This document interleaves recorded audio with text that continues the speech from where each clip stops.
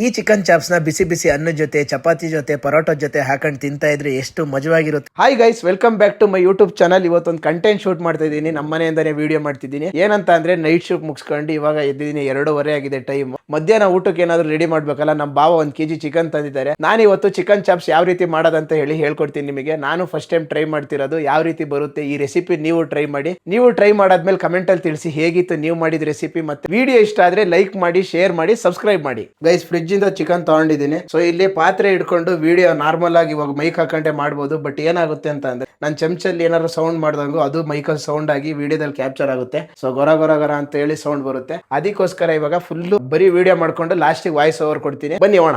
So ನಾನಿಲ್ಲಿ 1 kg chicken ತಗೊಂಡಿರೋದು guys. ಈರುಳ್ಳಿ ಹೆಚ್ಚಬೇಕಾದ್ರೆ ಕಣ್ಣಲ್ಲಿ ಯಾಕೆ ನೀರು ಬರುತ್ತೆ ಅಂತ ನಿಮಗೆ ಏನಾದ್ರು ಗೊತ್ತಿದ್ರೆ ಕಮೆಂಟ್ ಮಾಡಿ. ಸೊ ಇಲ್ಲಿ ನೋಡಿ, ಇಲ್ಲಿ ಹೆವಿ ಘಾಟ್ ಇದೆ. ಅಪ್ಪ ದೇವ್ರೆ, ಕಣ್ಣಲ್ಲಿ ದಳ ದಳ ದಳ ದಳ ನೀರು ಇಳಿತಾ ಇದೆ ಗೈಸ್. ಇವಾಗ ಫುಲ್ ಮಸಾಲ ಗಿಸಾಲ ಎಲ್ಲ ರೆಡಿ ಮಾಡಿದ್ದೀನಿ. ಏನೇನ್ ಮಸಾಲೆ ಇದೆ ಅಂತ ತೋರಿಸ್ತೀನಿ ನೋಡಿ.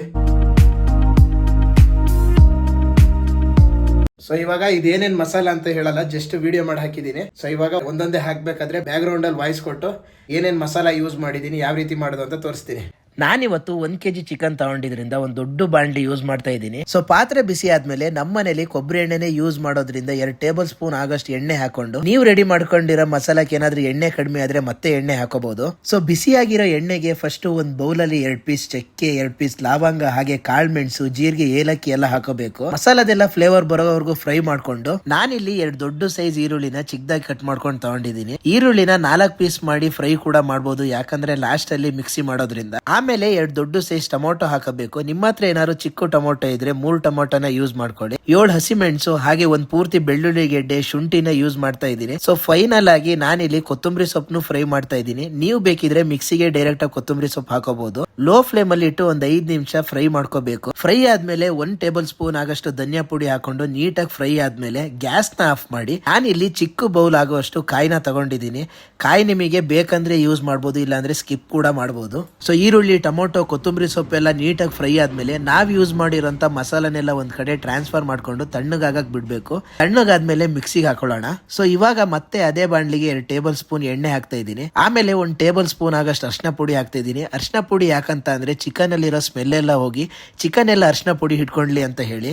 ನೀಟಾಗಿ ವಾಶ್ ಮಾಡಿರೋ ಚಿಕನ್ ನ ಪೂರ್ತಿ ನೀರ್ ಇಳಿದ್ಮೇಲೆ ಇವಾಗ ಬಾಣ್ಲಿಗೆ ಹಾಕೊಂತ ಇದ್ದೀನಿ. ಸೊ ಲೋ ಫ್ಲೇಮ್ ಅಲ್ಲೇ ಇಟ್ಟು ಚಿಕನ್ ಎಲ್ಲ ನೀಟಾಗಿ ಮಿಕ್ಸ್ ಮಾಡ್ಕೊಳ್ಳಿ. ಚಿಕನ್ ಎಲ್ಲ ಯೆಲ್ಲೋ ಕಲರ್ ಆಗ್ಬೇಕು.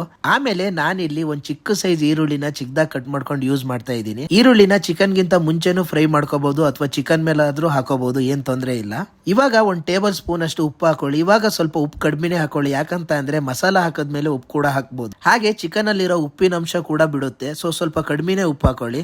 ಸೊ ಇದನ್ನ ಮೀಡಿಯಂ ಫ್ಲೇಮ್ ಅಲ್ಲಿ ಪ್ಲೇಟ್ ಮುಚ್ಚಿ 10 to 15 ಮಿನಿಟ್ಸ್ ಬೇಯಕ್ ಬಿಡ್ಬೇಕು. ಈ ಚಿಕನ್ ಬೇಯಷ್ಟರಲ್ಲಿ ಅವಾಗ್ಲೇ ತಣ್ಣಗಾಗಕ್ಕೆ ಇಟ್ಟಿದ್ ಮಸಾಲಾನ ಒಂದು ಜಾರಿಗೆ ಟ್ರಾನ್ಸ್ಫರ್ ಮಾಡ್ಕೊಂಡು ಸ್ವಲ್ಪ ನೀರು ಹಾಕೊಂಡು ಮಿಕ್ಸಿ ಮಾಡ್ಕೊಳ್ಳೋಣ. ಹೇಗ್ ಮಿಕ್ಸಿ ಮಾಡ್ಕೋಬೇಕು ಅಂತ ಅಂದ್ರೆ ಪೂರ್ತಿ ನುಣ್ಣಗಾಗ್ಬೇಕು. ತೆರೆ ತೆರೆ ಇದ್ರೆ ಗ್ರೇವಿ ಚೆನ್ನಾಗಿ ಬರಲ್ಲ. ಪೂರ್ತಿ ನುಣ್ಣಗಾದ್ಮೇಲೆ ಸೊ ನೋಡ್ತಾ ಇರ್ಬೋದು, ನಮ್ ಚಿಕನ್ ಎಲ್ಲ ನೀಟಾಗಿ ಬೆಂದಿದೆ. ನಾನ್ ಅವಾಗ್ಲೇ ನೀರೇ ಹಾಕಿರ್ಲಿಲ್ಲ. ಚಿಕನ್ ಅಲ್ಲಿರೋ ನೀರು, ಎಣ್ಣೆ ಅಂಶ ಎಲ್ಲ ಬಿಟ್ಕೊಂಡು ನೀಟಾಗಿ ಬೆಂದಿದೆ. ಸೊ ಇದನ್ನ ಕೂಡ ಅನ್ನದ ಜೊತೆ ಹಾಕೊಂಡು ತಿನ್ಬೋದು. ನಮ್ ಕಡೆ ಇದನ್ನ ಉಪ್ರಸ ಅಂತ ಅಂತಾರೆ. ಯಾರೆಲ್ಲ ಟೇಸ್ಟ್ ಮಾಡಿಲ್ಲ ಒಂದ್ಸಲ ಟ್ರೈ ಮಾಡಿ. ಸೊ ಈ ಕುದೀತಿರೋ ಚಿಕನ್ಗೆ ಇವಾಗ ಒಂದು ಬೌಲ್ ಅಲ್ಲಿ ಚಿಕನ್ ಮಸಾಲ ಹಾಕೊಂಡು ನೀಟಾಗಿ ಮಿಕ್ಸ್ ಮಾಡ್ಕೋಬೇಕು. ಚಿಕನ್ ಮಸಾಲದೆಲ್ಲ ಫ್ಲೇವರ್ ಬರಬೇಕು. ಹಾಗೆ ನಾನಿಲ್ಲಿ ಒಂದು ಬೌಲ್ ಅಲ್ಲಿ ಖಾರದ ಪುಡಿ ಹಾಕೊಂತ ಇದ್ದೀನಿ. ನಾನ್ ಸ್ವಲ್ಪ ಖಾರ ಜಾಸ್ತಿ ತಿನ್ನೋದ್ರಿಂದ ಯೂಸ್ ಮಾಡ್ತಾ ಇದ್ದೀನಿ. ಇಲ್ಲ ಅಂದ್ರೆ ಸ್ಕಿಪ್ ಕೂಡ ಮಾಡಬಹುದು, ಯಾಕಂತ ಅಂದ್ರೆ ಮೆಣಸು ಆಲ್ರೆಡಿ ಹಾಕಿರ್ತೀವಿ ಅಲ್ವಾ. ಪೂರ್ತಿ ಚಿಕನ್ ಎಲ್ಲ ಬೆಂದ್ಮೇಲೆ ನುಣ್ಣಗ್ ರುಬ್ಬಿರಂತ ಮಸಾಲಾನ ಹಾಕೊಂತ ಇದ್ದೀನಿ. ನೋಡ್ತಾ ಇರ್ಬೋದು, ಆಲ್ರೆಡಿ ನನ್ ಗ್ರೇವಿ ನೀರ್ ಕರೆಕ್ಟ್ ಆಗಿ ಇದೆ. ಇನ್ನೇನ್ ಜಾಸ್ತಿ ನೀರ್ ಹಾಕದೇ ಬೇಡ.